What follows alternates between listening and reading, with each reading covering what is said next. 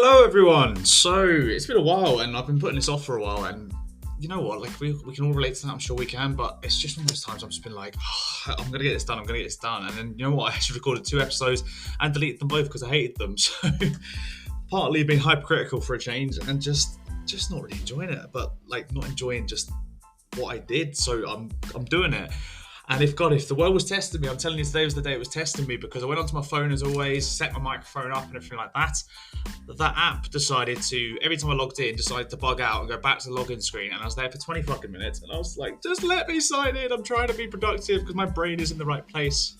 So if you can ever relate to this, I think as a parent, I think a lot of us can relate to this. For example, I've just got back from the outlet with my son there. I was just trying to walk to the shop with him, and he kept stopping every 5 seconds.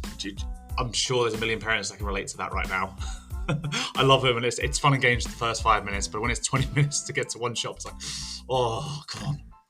But that's not where I'm going to give off today. I'm going to give off about something else today. And the reason I'm going to do this is because this is probably going to strike a chord, and it's going to really divide the crowd a wee bit. And I kind of want it to, because it's like, I do actually believe this. Do not get me wrong, it is not as bad as I'm probably going to make it sound, but there is a lot of issues that come from it, which is why I work with a lot of people that do these types of diets afterwards. So if you saw the title of this, 3 reasons Slim World sucks. And I guarantee at least 9 out of 10 of the audience have probably done Slim World at one point and think, oh, it's not that bad, I lost weight on it. I'll ask you this though, how many of you are still on Slim World, and how many of you kept going up and down, up and down, up and down? I don't know many people who have significantly lost weight and kept it off on Slimming World, and I'll tell you why if you keep listening. It's a really, really key point. I'm not saying Slimming World doesn't make you lose weight. I'm not saying that. What I'm saying is the system itself is shit. We'll start at the very top. I can't remember what title they call the people that actually do it, that actually deliver the sessions in the halls and stuff like that when you all meet up. I don't know what you actually call them nowadays. I know for a fact from previous partners, friends, family who've been to Slimming World, these people have not done specific nutritional courses. Me as a personal trainer who's been to uni, done an undergrad and a master's in sports science and master's strength conditioning, and has been in a weight-based sport, who understands weight loss, still even I can get told off for giving out certain weight advice, certain eating advice, because I'm not a qualified nutritionist. I can give you directions and lifestyle guidance, but I can't give you things like meal plans. These people, not all of them, again I'm generalizing here, not all of them, a lot of them don't have the experience. They were previously someone who lost weight, so they then teach you how to lose weight, which just sounds like a great idea, but it's the same issue as what we get with the internet right now. So big jacked up male, really tight-waisted, big bummed female puts on a certain outfit, does a couple of crunches and be like, that's how I got in shape. No, it's not. It's not. You trained heavy for 5 to 10 years, or you were genetically gifted, or you took something you shouldn't have. Not everyone's like this, but at the end of the day, these people aren't telling the truth. And it's the same sort of style here. It's like, just because something you did worked for you doesn't mean it's going to work for someone else. So that is a generalization, but that's at the core, the people who are coaching you are not qualified. And that's one thing I feel quite passionate about, because what I've realized more and more and more as I've worked online and even in person, the advice that people have been given over years in terms of training and nutrition is diabolical. Like it's fucking tragic. I'm trying to remember some of the stories, but some of the stuff that people come to tell me, say, I've only been told I can only eat this. I'm like, are you having me on here? So then I have to spend my time trying to repair that relationship with that person who's had their money taken out of their pocket and lied to, just because this person wants to make some money. But that's part of what my job is. My job is actually to show people the real way to lose weight healthily and sustain it to suit your life. So kind of moving on with that, the system of Slim World sins. I'm not religious, but fuck me, everyone knows what a sin is. I mean, case in point today, my son was carrying his bag around the outlet today, and they was like, oh, you're making him do, that's like slavery, it's like a sin that is. I'm like, it's a bad connotation word. So they put this bad connotation word on foods they discourage you having. And 9 out of 10 times, these are foods you actually want, whether it's bread, whether it's chocolate bars, whether it's crisps, and certain things like that. It's like, you literally demonize it. You put a barrier and a connotation on it. It's like the whole idea of mental health at the moment. If you put a stigma on something, you're going to stop people. You're going to develop a negative relationship by actually talking and working around it. Like, this is why people get scared of bread, get scared of chocolate, because they're like, oh, it's bad. No wonder why. The word itself says it's bad. And I think the system might have changed. I remember the last time I heard about it, it was like 15 sins. And a small Mars bar, which is 200 calories at best, was 15 plus sins. It was like over your daily allowance. So in that was saying you could only have this half-size Mars bar and you've overdone it for the day. And most people are like, oh, I've overdone my sins. And they feel bad for that. That is no way to live your life. I understand calorie counting is a little bit different, but I'll talk to you why that system's actually different based on my second point. But the point of sins, and the one that baffled me, this one's my favourite. I hear this all the time. People argue whether it still exists or not, so I don't care if it does. The fact you can eat a banana and it's 0 sins, but if you mash up a banana and blend it, it has sins in it. I get the premise. You're taking the fibre away. You're not chewing it. It means you're less full. I get the idea, but fuck me, if the person wants a banana blended in a smoothie, let them have a smoothie. Fuck me. Like, you're pulling threads there. It's too much. It's too much. You can hear this could be a bitchy one. But yeah, like the whole idea around sins, it makes no sense. And then moving that on, so the second point, kind of that system itself requires constant tracking. And again, I know the counter argument here is going to be like, oh, but you always have to track your calories in your programs, and you always have to track your calories to do this. If you're coached by me, you know for a fact that I don't spend all my clients' time making them track. I actually try to get them to track to start with for awareness and then transfer them off tracking gradually. It's almost like you're trying to reduce their dependency on it, because tracking is a skill. So I don't need to track as often because I have tracked for well over 10 years, okay, in different parts of my life. So I know roughly, if I eat certain amounts of foods in a day, roughly how many calories are in that sort of food. But even if I'm trying to lose weight, I will still track my calories a bit more rigorously, or I'll have certain behaviors in plan. But with calories, you don't actually need to do this permanently. I had a client who I weaned off of calorie tracking. We started off, she was 7 days a week, and she actually said she was obsessed with it, almost scared to come off it. So we basically went down to 5 days. We said, right, 1 weekend day tracking off, and then 1 midday week tracking off. And we built that up. Then we went down to 3 days a week. And that was the sweet spot for her. She's like, that's enough. I feel like I've got enough control here to control what I'm doing. And then I have the freedom of not having to track every day because she's a busy mum. You need the freedom at the end of the day. You cannot track every single day of your life. One of the guys I used to work with, Gareth, one of the best things I used to do with him was called our Don't Be a Dick days. So basically, he would have 3 days a week where he would not track. And on those days, he would eat basically the same sort of food every day, except for dinner, which was prepared by his wife. So basically, on the days that he wasn't tracking, he would eat the same breakfast, the same lunch, the same snacks, and then have a slightly different dinner, but be mindful of portion size. So he didn't change anything.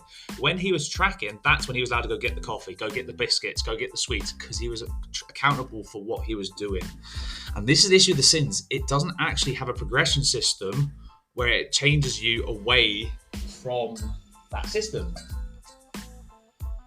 So it doesn't actually change you from that system. Sorry, my laptop's just decided to stop charging, which is terrifying. Why has it done that? Oh, there you are. So SINS doesn't actually have a system that actually allows you to transfer off it. So it's great in the short term, don't get me wrong. It makes you aware. It's like, oh, these foods are better. These foods aren't as good. I'm aware of that. But where I don't know anyone who has been on Slimming World who knows how to come off it. They literally stop doing Slimming World because they've lost their weight, and what happens? They regain it. It's just, it lacks that transferability. It's almost like steps. Like, so in my programming and my coaching, I have a system where if I tell my clients it's exactly or not, it's up to them. But basically, there's the learning phase or the upskilling phase where basically you're learning your skills, you're tracking, you're getting your workouts consistent. Then it's the kind of like maintenance phase where you're kind of like maintaining these skills and learning what you can get away with and not get away with. How much do you need to track? How little do you need to track? How many workouts are your ideal and not so much, and that sort of thing. Do you want to keep your goals going in the same direction? And then the final phase is basically the living part. It's where you just live. It's like you take these skills now, we'll still program for you, we'll touch base on nutrition when you're going on holidays, when you've got a wedding and stuff like that. But day-to-day nutrition doesn't need to be tracked. It needs just to be done mindfully. So I went out for a takeaway this week. Probably not going to have a takeaway this weekend. I had a few more drinks this weekend. Probably not going to drink as much later on in the week then. That sort of stuff. The final thing about Slimming World that really just does my head in, and it's because every single person I know who's gone there says the exact same thing. It's the group weigh-in. The fact you get up in front of someone as a group and you weigh and then you're over by a pound and they're like, ooh. How damaging is that? People are like, oh, but it makes me want to lose more. External pressure and validation is literally the core issue we have in media at the moment, that are pressuring women to lose weight for the wrong reasons and lose it too quickly. That is not what you need. I get women on my coaching again to weigh, and a lot of them to weigh every day to show them the daily fluctuations, which is actually something that Slimming World doesn't do, by the way. They show them again at 5 p.m. the same day each week. However, you might have eaten completely different foods, which means you could be heavier. It means a lot of you, by the way, who don't actually eat before you weigh in, are making yourself lighter on that day potentially. So you're manipulating the result. Whereas with my clients, because we weigh every day, we see the fluctuations, we see the trends. So it may go up and down a bit each day, but the overall trend goes downwards. And it desensitizes you you don't get as scared when the scales go up. You're like, oh, it's gone up. It's probably going to come back down though, as long as my behaviors are still in the right direction. And it's private. It's between you and I as a coach. And we talk about the influences. Like, I remember hearing a statement one time from one of the clients I used to work with. They said, oh, what have you eaten this week? And she said, McDonald's. And they just scored her for it. She said, oh, see, that's why you've gained weight. Well, no shit. Like, of course, if you ate a McDonald's, you're going to hold more weight because you have more salts. You're going to retain more fluid. You had more carbohydrates. You're going to maintain more fluid. Did you get fatter? No, you didn't. Unless you had McDonald's every single day of the week and you had 2 meals each day. No, you didn't get fatter. So scorning someone and blaming it on certain things, it doesn't work that way.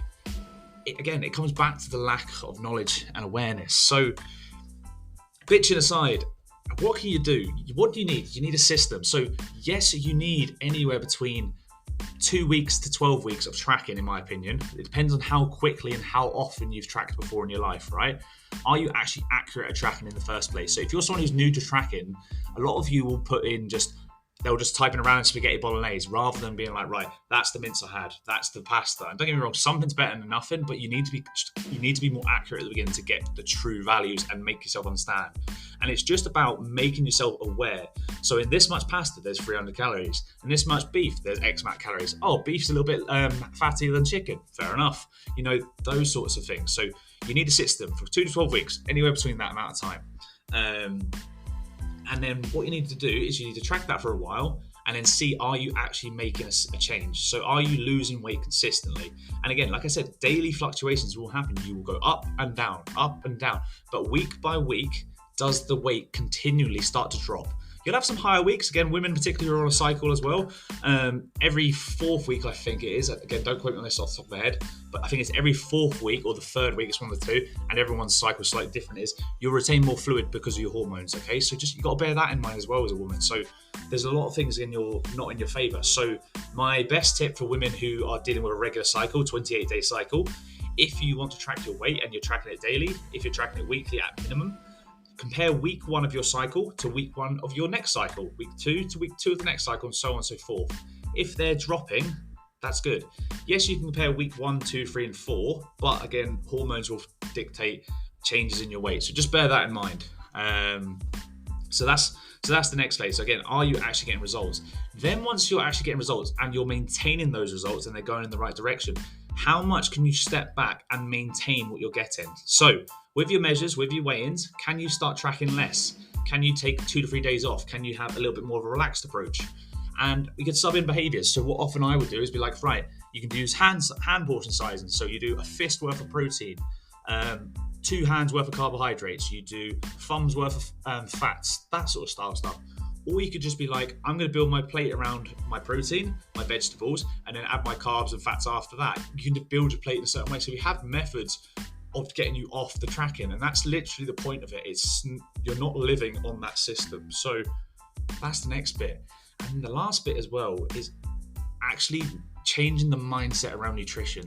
The amount of people that I worked with that have almost a damaged relationship with food and nutrition, and they're almost scared and they're worried and they dread changes in their scale weight. It's not how things should be. It's not. So we work on that. I had 2 clients this week who just passed who both had a spike in their weight recently by about 1 kilo. However, we talked about what changed. We talked about things like their cycle. We talked about certain types of foods they ate. And we also educate them that they're not gaining fat. It is just water retention and food volume in their stomach immediately after eating more than they normally do. That's all it was. And again, for people who don't know, a pound of fat has roughly 3,500 calories in it. So in order to gain a pound's worth of fat, you need to overeat by 3,500 calories. So if you're a woman who eats 1,500 calories a day to lose weight, so let's say, 1,500 calories to lose weight, let's go, if you maintain on 2,000 calories, right? So you maintain your weight on 2,000 calories. If you went and ate 5,500 calories each time, you would then gain a pound of fat. You'd have to eat 500 calories extra every single day of the week, and you still might not gain. You still would only just gain that pound of fat. So if you ate 500 calories on top of that, so 2,500 calories on top of that, let me say it again, so 2,500 calories every single day instead of your normal 2,000, you would only gain a pound of fat by the end of the week. That's it. By eating 500 more every single day. It's mental. So, does Slim World have benefits? Of course it does. It makes people food aware. It gives them a bit of group support. It gives them a system to start with. But it has some fundamental flaws at the end of it, okay? And that's all I want people to be aware of. So, of course, I'm going to plug myself here, but this is what makes my coaching different. At the end of the day, my coaching is getting you to understand your relationship with food and understand why your weight will change, but also understand how you can change your nutrition to fit in with your lifestyle. I've got women who run their own businesses, who have multiple kids, who don't have a bit of the day for themselves. That's fine. We can work out nutritional things for you. I had a client who was always on the road before. We talked about certain options where she could eat at Starbucks and Pret and all those sorts of things. Whatever you need to suit your lifestyle, we will work on that. The training as well, again, I have people who do standard 60-minute, 90-minute sessions because they have the time for it or they make the time for it. But then I've got also a woman who works on my home program. She only has about 30 to 40 minutes on her lunch break to do sessions. That's fine, but it's tailored to what she needs. So if you're someone, and particularly if you're a busy woman, a busy mum, a person who's time poor and just doesn't have the right support network around them, get in touch, okay? DM me the word, what are we going to go with this week? What should I go with this week? What shall we go with this week, actually? I'm actually going to think.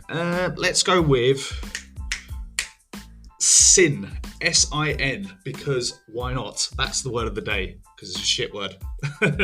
So DM me the word SIN on Instagram, Facebook, or just send me a message on any platform you can find me, and I will send you information on how we can support you going forward.